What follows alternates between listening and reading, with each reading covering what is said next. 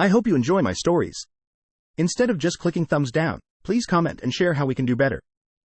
If you do like our video, then please like and subscribe.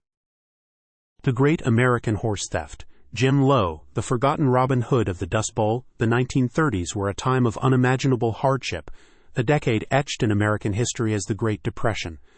The nation's economic backbone crumbled, leaving millions jobless and struggling for mere survival. In the Dust Bowl, a region ravaged by drought and dust storms, the situation was particularly dire. It was against this backdrop of economic ruin that a shadowy figure emerged. A man who stole not banks but horses, Jim Lowe, the Oklahoma Robin Hood. A horseman's life turned upside down. Jim Lowe, born James Madison Lowe in 1908, was a man of contradictions. He was a skilled rancher and horseman, deeply ingrained in the rural culture of the American Southwest. Raised in a family steeped in the traditions of the West, he learned horsemanship from his father and spent his youth working as a ranch hand and horse trader. His skills and knowledge earned him respect within his community, and his honesty and integrity were seemingly unquestioned.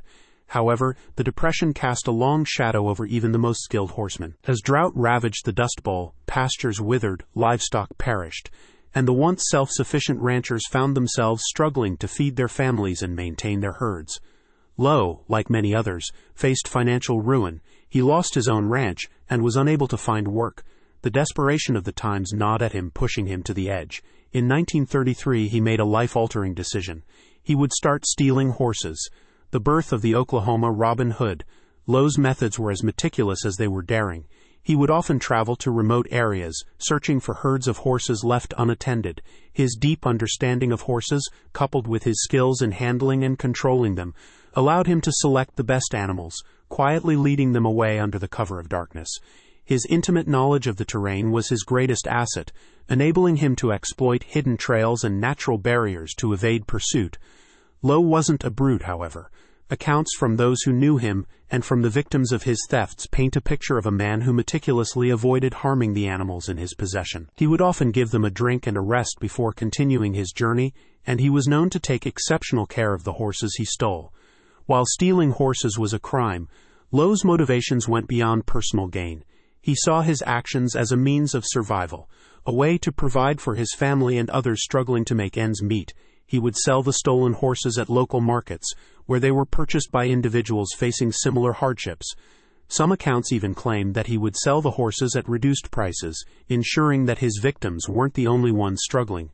This Robin Hood-esque element to his activities fueled the legend of the Oklahoma Robin Hood, a moniker that stuck with him throughout his career. It's important to note that while he may have seen himself as an anti-establishment figure, his actions were still criminal, and he undoubtedly caused significant distress and hardship to the ranchers he stole from. A shadowy network across the Southwest. Lowe's activities extended across several states, including Oklahoma, Texas, New Mexico, and even into Mexico. He built a network of fences, collaborators, and buyers who helped him move his stolen livestock and obscure his trail.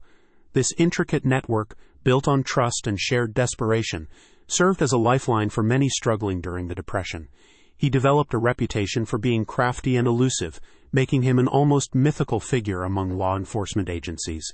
His ability to disappear into the vast landscapes of the Southwest, leaving only whispers of his presence, added to his mystique. The fall of the Oklahoma Robin Hood. Despite his successes, Lowe's luck eventually ran out. In 1937, he was caught stealing horses in Texas, and his network of fences began to crumble. The authorities, spurred by the mounting evidence, finally apprehended him in Oklahoma. He was charged with multiple counts of horse theft, facing a formidable legal challenge that threatened to unravel his entire operation. His trial, held in 1938, drew immense attention as the story of the notorious Oklahoma Robin Hood unfolded. The courtroom became a battleground between two contrasting narratives, the cunning thief versus the desperate survivor. Lowe's defense, built on a strategy of highlighting the desperate circumstances that drove his actions, was compelling. His lawyers argued that he was a victim of the Depression, forced to steal to provide for his family. However, the jury, swayed by the evidence presented against him, ultimately convicted Lowe and sentenced him to a lengthy prison term. He spent his remaining years behind bars, a testament to the precarious line between survival and crime in a time of unprecedented economic hardship. A legacy lost to time, Despite his notoriety, Jim Lowe's story has faded into relative obscurity. He never achieved the same level of national attention as other Depression-era criminals. Bonnie and Clyde, John Dillinger, and Babyface Nelson became icons of a generation, their exploits immortalized in movies and books. Lowe's story, while equally fascinating, has been largely forgotten. There are several reasons for this fading legacy. Firstly, Lowe's crimes were not as sensational as those committed by his more infamous counterparts. He wasn't robbing banks, he wasn't killing people, and he wasn't orchestrating grand heists. His story was, in a way, more grounded in the realities of the Depression, making it less appealing to the public imagination. Secondly, Lowe was a master of anonymity. He never achieved the same level of media notoriety as other criminals. He operated in the shadows, avoiding the spotlight that would have propelled his story into the national consciousness. His name was whispered in hushed tones among ranchers and law enforcement, but never broadcast on the front pages of newspapers. Thirdly, Lowe's story lacked the moral clarity that often characterizes iconic outlaws. While he was undeniably a thief, his motivations were complex. He stole to survive to help others who were also struggling, and his methods, while illegal, were often driven by a code of honor. This ambiguity made him a more difficult figure to categorize, and it contributed to his fading from public memory.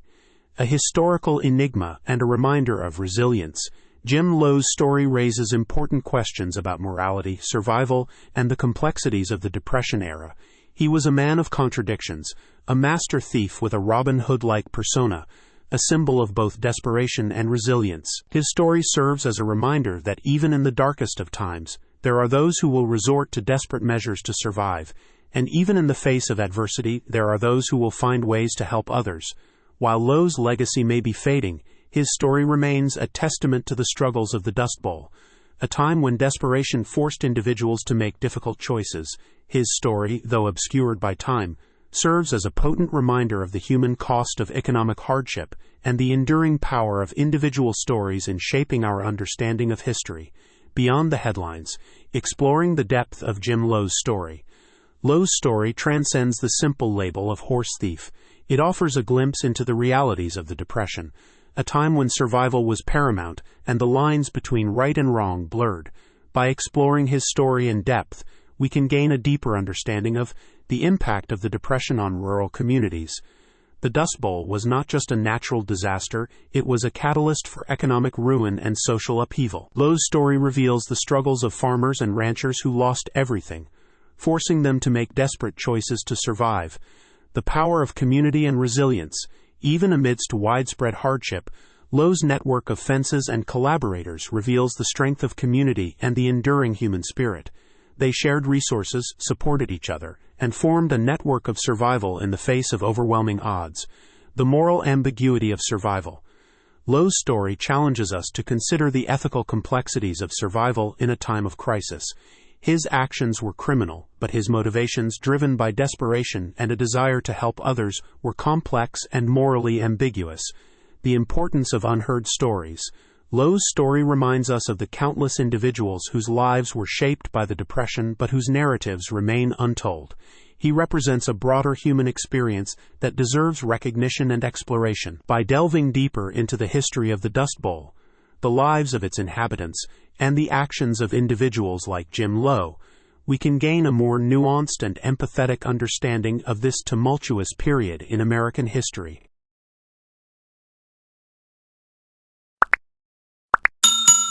I would like to thank you for watching the video to the end.